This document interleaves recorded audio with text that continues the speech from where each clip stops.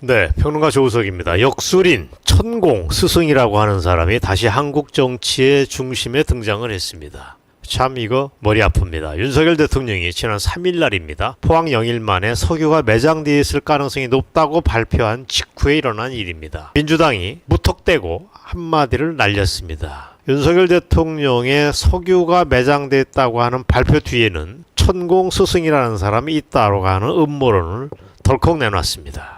무슨 근거로 이렇게 얘기하는지는 쟤네들이 얘기를 안 했습니다. 그런데 공교롭게도 그날 일간지 스카이데일리에서 장문의 천공 스승 인터뷰 기사를 올렸습니다. 그때 사진을 보시겠습니다. 그때 천공이 했던 발언 중에서 제일 큰 건데 지금 헤드라인을 보시지만 윤석열 대통령이 남은 3년 동안 탄핵당하는 일은 없다고 하는 얘기를 했는데 그걸 제목으로 뽑았습니다. 자, 저를 주목해 주시기 바랍니다. 그날 그 신문에 보도됐던 대로 저도 평론가 조우석도 그 대담 자리에 끼어 있었습니다. 그래서인지 지금도 길거리에서 사람들을 만나면 저한테 묻습니다. 왜 명색이 평론가라고 하는 당신이 그 자리에 끼었냐라고 호기심 어린 표정으로 쳐다보기도 합니다. 심지어 누구는 저한테 실망했다라는 얘기, 그런 분위기로 힐난을 하는 사람도 있습니다. 자, 오늘 제가 밝히도록 하겠습니다. 저는 그 자리가 있다. 당신이 원하면 그 자리에 합류해도 좋다고 하는 제안을 받았을 때 거의 망설이지 않았습니다. 참석하겠습니다 라고 얘기를 했습니다. 왜?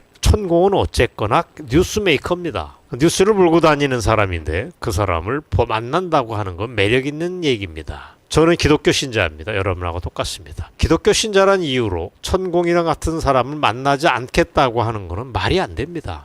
그래서 자연스럽게 그 자리에 합류했다는 걸 여러분들에게 말씀드리겠습니다. 그래서 제가 그날 짜장면을 먹어가면서 장장 4시간 동안 천공 스승과 얘기를 나눴습니다. 그게 6월 1일 날 저녁이었는데 그때 파악한 천공이라고 하는 사람, 그때 4시간을 대화를 했던 천공이라는 사람을 오늘 여러분들에게 아주 객관적으로 중립적인 방식으로 털어놓으려고 합니다. 자, 조금 이따 제가 그날 찍은 사진을 여러분들에게 보여드리겠지만 일단 천공을 만나봤더니 유튜브 영상에서 봤던 얼굴보다는 실제 모습이 훨씬 괜찮았습니다. 사실입니다. 그날 찍은 사진 2장을 여러분들에게 보여드리겠습니다. 아주 잘 찍은 사진이라고 저는 생각합니다. 그동안 천공이 찍은 유튜브 영상을 보면 별다른 느낌을 저는 못 받았습니다. 내용도 그렇게 저한테 인상적이지 않았는데 그런가 보다 싶었는데 실제로 만나보았더니 얼굴이 흔한 얼굴이 아닙니다. 안색이 아주 건강한데 검붉은 빛이 잔뜩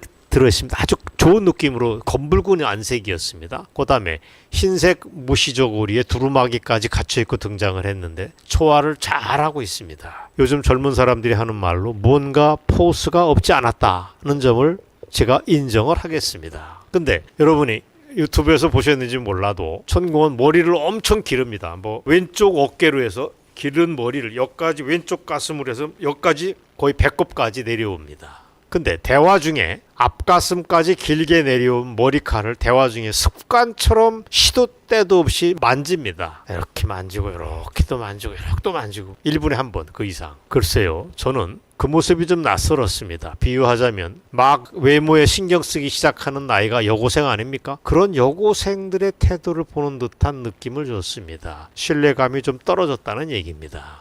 어쨌거나 천공이 머리카락을 자주 만지건 말건 우리의 최대 관심은 따로 있습니다. 천공이라고 하는 사람들의 실체는 뭐야? 여러분 궁금하지 않습니까? 저는 미리 예상하고 간 것도 있지만 예상이 거의 맞았습니다. 3년 전에 대선 후보 당시 윤석열 대통령은 이렇게 얘기했습니다. 천공은 미신 아닙니다 라고 얘기를 합니다. 천공은 미신이 아닙니다 라고 변호를 했던 게 우리 윤석열 대통령이었습니다. 이 말이 맞을까요? 아니면 민주당이 지금 얘기하는 얘기대로 윤석열, 김건희의 심령을 지배하고 있는 흑주술사일까요? 뭐가 맞을까요? 전 둘 중 하나가 맞거나 아니면 다 틀릴 가능성도 있다고 봅니다. 자, 미리 잠정적으로 제 판단을 말씀드리겠습니다. 천공은 최소한 사기꾼은 아니다는 생각이 듭니다. 그럼 뭐냐? 저는 전통 조선시대 구한말 이전에 통용됐던 어떤 도인, 도사쯤의 한 사람으로 그 정도는 된다는 얘기를 합니다. 사실 동북아 우리 중국을 포함한 이 조선의 전통적인 문화 역사 속에서는 도인, 역술인, 신선 이런 사람들을 많이 우리가 등장시켰습니다. 그런 기준으로 따지자면 천공이라고 하는 사람은 용은 못 될지 몰라도 이무기, 승천하지 못한 이무기급은 된다고 저는 얘기를 할 수 있습니다. 물론 기독교의 기준으로 보면은 또 다르게 볼 수 있습니다. 아예 취지도에 제껴버릴 수도 있다고 보지만 그 기독교가 들어오기 전에 조선시대 이전까지는 도인, 역술인, 신선 등이 최고의 가치 중에 하나였습니다. 인간형의 하나였습니다. 영국에는 젠틀맨, 신사라는 게 있었고 일본에는 사무라이라고 하는 인간형이 있듯이 우리에게는 중국에게는 신선, 도인 등 도가적 전통 속에서 그런 사람들이 존재를 했습니다. 그렇다면 천공은 그런 세계 속의 사람이라고 보면 제가 볼 때 크게 틀림이 없다고 봅니다.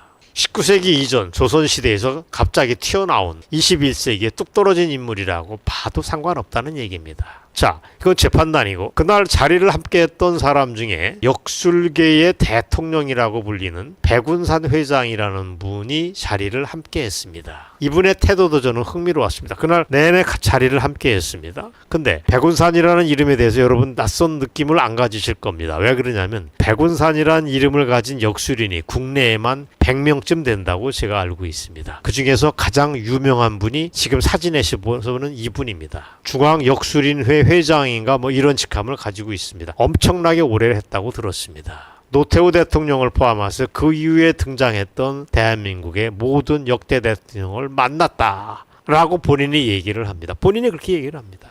그리고 옛날 대통령을 했던 노무현이가 이 백운산이라는 분의 조카 사위입니다. 어떻게 되냐면 지금 권양숙 여사가 고모라고 부르는 사람이 이 백운산 회장의 부인입니다. 그런 인연 때문에 백운산이라는 사람은 옛날 2000년대 초반 노무현 시절에 청와대에서 거의 살다시피 했다고 합니다. 그때 자유우파 쪽에서 그걸 사실을 알았다라면 국정농단이라고 시비를 붙어도 될 뻔했는데 그때는 우리가 잘 몰랐습니다. 자, 그럼 백운산이는 지금 82세입니다. 천공보다는 딱 10살 연상인데 그날 그 인터뷰 자리에서 같이 함께 얘기를 하면서 천공 스승님이라고 하면서 천공에게 깍듯하게 말을 높였습니다. 여러 번 그렇게 하는 걸 보고 제가 유심히 그 장면을 봤습니다. 천공 스승님. 그러면 천공은 뭐라고 얘기했느냐? 백 회장을 향해서 선배님이라고 이해를 하더라고요. 나이는 당신이 많지 않습니까? 인생 선배 아닙니까? 라고 이해를 했습니다. 내공에 따른 위계서열, 하이어로키가 그 세계에 존재한다는 얘기다 라고 저는 해석을 했습니다. 자, 그런 걸 염두에 두고 그날 오갔던 대화를 여러분들에게 소개를 하겠습니다. 그날 제가 많은 거를 천공에게 물어봤습니다. 당신이 거느리고 있는 단체가 정법시대라는 게 있는데 이게 뭐냐?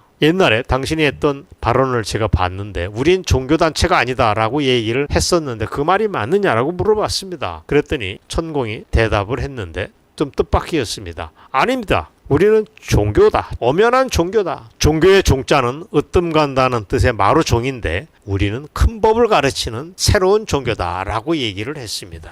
이런 얘기를 하는 천공의 배경에는 예전보다 자신감이 붙은 건 아닌가 하는 생각도 저는 해봤습니다. 좌우지간 제가 파악한 정법시대라고 하는 신흥 종교 단체는 신흥 종교 집단은 민족 종교의 불교의 도교 같은 게 뭉쳐진 그런 새로운 종교라고 보는 게 맞습니다. 천공은 누구냐? 신흥 종교 교주라고 보시면 됩니다. 근데 그러면 교세는 신자 수는 얼마나 되느냐? 여러분 궁금하실 겁니다. 제가 파악한 거는 꽤 미미한 수준이다라고 알고 파악을 했습니다. 그래서 천공이 그렇게 유튜브에 많이 매달린다고 보시면 됩니다. 엄청 많은 10,000개 넘는 유튜브를 했다고 그러는데 포교 활동의 일환이 아닐까 싶습니다. 그런 탓일지 모르겠습니다. 천공이라고 하는 사람은 역술인이라고 하는 호칭을 엄청 싫어합니다. 자기를 역술인이라고 얘기하면 굉장히 불쾌한 표정을 합니다. 그런데 이것보다 더 중요한 게 있습니다.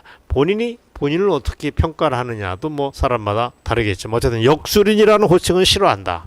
무속인이라는 말은 뭐 더 싫어합니다. 그날 파악한 뜻밖의 사실은 따로 있습니다. 엄청 중요합니다. 여러분이 이걸 기억해 두시기 바랍니다. 윤석열 대통령과 천공 사이의 현재 관계가 긴밀하거나 뭔가 이러기보다는 썰렁하다는 점입니다. 두 사람의 사이가 엄청 벌어졌다는 게 제가 파악한 진실입니다. 그게 오늘 방송의 핵심입니다. 좌빨들은 천공을 국정농단 제2의 최순실로 몰고 나가서 장난을 치려고 하지만 그렇지 않다고 하는 게 제가 파악한 얘기입니다. 제가 파악한 사실을 간추려서 여러분들에게 말씀드리겠습니다. 우선 윤석열 대통령이 취임 이후 두 사람은 만난 적이 결코 없습니다. 천공이라고 하는 사람이 저한테 그렇게 얘기를 했습니다. 제가 물어봤습니다. 만난 일이 없답니다.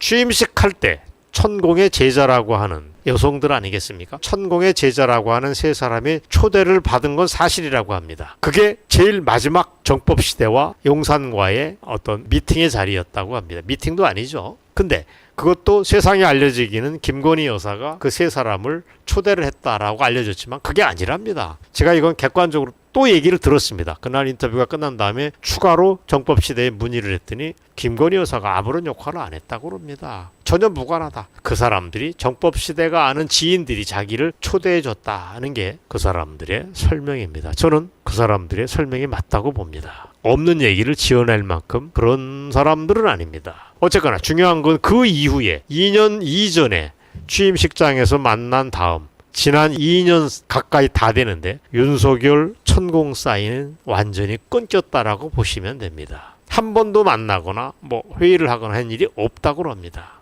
윤석열 대통령과 김건희 여사가 함께 천공을 만났던 건 3번, 4번 된다고 알려졌지만 사실입니다. 그건 모두 서울중앙지검장 시절, 검찰총장 시절의 얘기라고 보시면 됩니다. 그래서 그날 천공은 그 말도 많고 탈도 많은 한남동 대통령 관저와 관련해서 나는 거기에 가본 일이 없다. 그 자리를 낙점 찍어준 바도 없다. 명백하다라고 저한테 얘기했습니다. 그 다음에 용산 대통령실 이전도 나는 관여한 바 없다라고 못 박았습니다. 그래서 제가 물었습니다. 그럼 용산에서 천막을 치고 대통령이 집무하는 것도 생각해보라고 얘기한 건 뭐냐 그랬더니 그거는 남들이 그렇게 물으니까 유튜브를 통해서 대답해 준 것 이상도 이하도 아니다라고 잘라 얘기를 했습니다. 없는 얘기를 갖다 붙였다고 판단은 안 들었습니다. 그 다음에 영국 엘리자베스 여왕을 조문하지 않고 넘어갔다. 윤석열 대통령이 그 논란이 뭐냐라고 하는 것도 물어봤습니다. 그 다음에 의대생 2,000명을 증원한 뒤에는 천공의 속세에서 이름이 이씨입니다. 이천공인데 이천공 이름을 따서 2,000명 증원했다라고 하는 루머가 도는데 이게 뭐냐? 사실이냐고 물어봤더니 말짱 거짓말이라고 합니다. 사실과 전혀 다른 얘기다라고 저한테 설명을 해줬습니다. 그러다가 야 이게 뭐냐 싶었던 발언은 따로 있었습니다. 윤석열 대통령에게는 하늘이 준 역할이 있다. 그걸 정말 제대로 이행하지 않는다면 그게 바로 직무유기고 탄핵감이 아니냐는 얘기를 합니다. 제가 눈이 번쩍 떴습니다.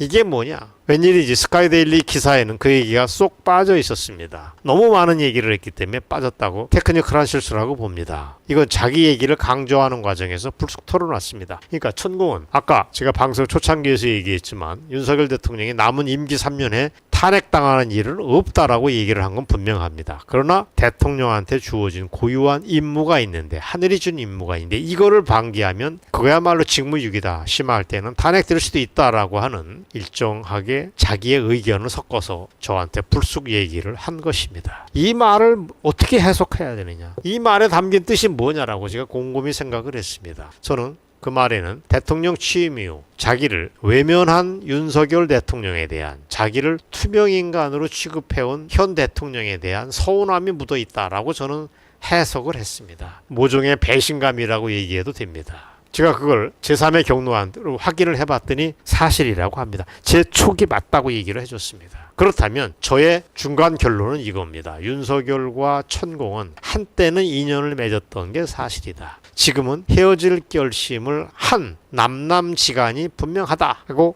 결론을 내릴 수밖에 없습니다. 저만의 판단이니까 여러분들이 알아서 판단해 주시기 바랍니다.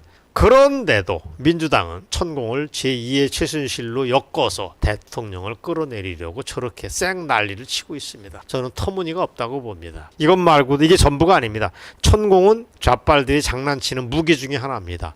요즘 좌빨들이 그토록 집요하게 떠들어대는 게 이른바 건진법사 얘기가 있고, 그 다음에 남묘 효랭개교에 윤석열 대통령의 집안이 연루돼 있다, 이런 얘기를 끊임없이 떠들어대고 있습니다. 정말 섬뜩하고 때로는 당혹스럽습니다. 그러나 제가 섬뜩하고 당혹스럽다라고 하는 거는 좌빨들이 그렇다는 얘기가 아닙니다. 윤석열 대통령이 저는 더 짜증이 납니다. 왜 윤 대통령은 자신을 윤석열이라고 얘기를 안 하고 윤무당이라고 찍고 까부는 인간들에게 저렇게 판판히 당하고 사는지 저는 정말 영문을 모르겠습니다. 안타깝습니다. 이분 뒀다 뭐에 쓰는 건지 이해를 못하겠습니다. 천공이 됐건 만공이 됐건 대통령이 만나지 못할 사람은 없고 그럴 이유도 없는데 왜 저렇게 천공을 만났다고 하는 게 무슨 족쇄가 돼가지고 대통령을 코너에 몰아놓고 있는데 아무런 대응을 못하는지 답답합니다.